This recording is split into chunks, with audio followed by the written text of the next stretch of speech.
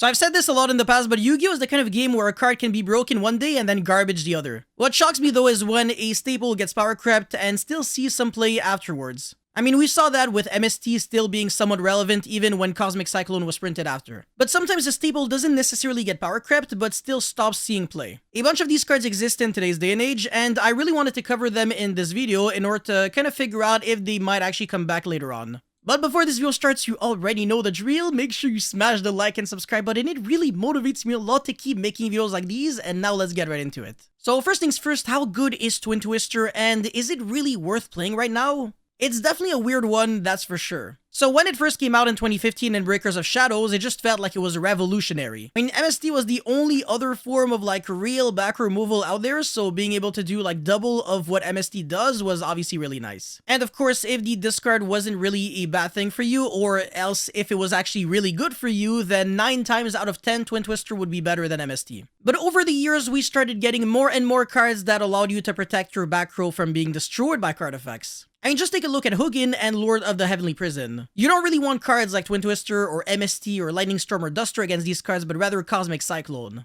With that said, Twin Twister can actually shine where other back removal really can't. For example, Duster and Lightning Storm do play into anti-spell because obviously they're not quick play spells. Cosmic might lose out to Artifact Lancia, but that's kind of irrelevant, and people are only playing that if it's good in the format because it's good against your deck, and if they're also scared of evenly matched because it's collateral damage. But again, not super relevant, Cosmic Cyclone will usually always resolve. Now the good news is, the Twin Twister is one of the safest and most effective way of ensuring that you will win against Centurion when you're going second. So even if the Centurion deck draws its combo as well as a Floodgate like There Can Only Be One, for example, a single Cosmic Cyclone would not be enough because you either have to banish the Primera so that they can't Synchro Summon into Crimson Dragon, into Hot Red Dragon, or Sphinx King Calamity, or you banish the Floodgate. But either way, you kinda lose the game. Twin Twister, on the other hand, allows you to do both, so you take care of your opponent's engine on top of his, floodgates. So yeah, I want to say Twin Twister is in a very good position right now, and I would recommend playing it for sure. Especially if the discard does not bother you. Alright, next up is Ghost Ogre, and we keep hearing about how good it is against Centurion, but how relevant is that? Alright, so first things first, Ghost Ogre is the kind of card that you can actually draw for turn as your 6th card against Centurion, and it's still really good. If you hold it for the Primera effect in the spell and trap zone as a continuous trap, then it pretty much acts as an MST, which is enough to make it so that your opponent cannot quick sync into King Calamity. And honestly, that's all you really need. You're not ever trying to ogre the field spell because it's indestructible by card effect if there's another Centurion card on the field. So yeah, Ghost Ogre as a hand trap is actually not even that good against Centurion. You kind of want to use it as a board breaker in a way. My issue though is that it's actually really bad against the other decks. Ogre sucks against Unchained for slightly obvious reasons. They're already trying to destroy themselves, so who cares? Alright, sure, it's not too bad against the on-field effect of Shyama when they try to destroy their Aruha so that they can summon the Sharvara. But come on, if they do literally anything else, Ogre is always awful. And it's obviously horrible against Rescue Ace because they can easily dodge it or, just not care about it because they're still setting 4 with Turbulence. So yeah, no thank you. And Ogre is really bad against Labyrinth and Trap decks in general. It is beyond catastrophic against Tier Elements and combo decks in general. And even though you would want to believe that Ogre is actually good against Fire King because it hurts the field spell, it's actually really bad because their Sanctuary protects the field spell from dying if you can destroy a fire monster from your hand or field. Now how about Purely? It looks like it's good against my friend Purely, right? Nope, if they have Happy Memory, you're screwed. Honestly, Ogre just only feels kinda good against Dragon Link in order to stop the Dragon Ravine or Boot Sector launch, but that's about it. I swear, I'm not even trying to shit on the card, it's just that it's that bad. It's been over 5 years since it was last really broken, and that was only because it was the ultimate counter to Electrum in the Pendulum deck. But yeah, all that to say that right now is not its time to shine, and I wouldn't even bother playing this card. Alright, now Darkhole and Regeki are 2 really interesting ones. I'm always on the fence about them, but the sad reality is that at the current moment, there might be better alternatives. Regeki is usually kind of better than Darkhole, but sometimes Darkhole is much better because you can actually destroy monsters on your board that you really don't want on your board. The Despia deck kinda used to turbo out Raw's Disciple, and that card prevented you from special summoning monsters while it was on your field. But that's the keyword, while it is on your field. People quickly adapted and started playing the Gimmick Puppet Nightmare monster instead because when that is summoned, it lingers until the end of the turn. So Darkhole deals with Raw's Disciple but not with the Gimmick Puppet Nightmare. That kind of is unfortunate since everybody's playing Gimmick Puppet Nightmare now.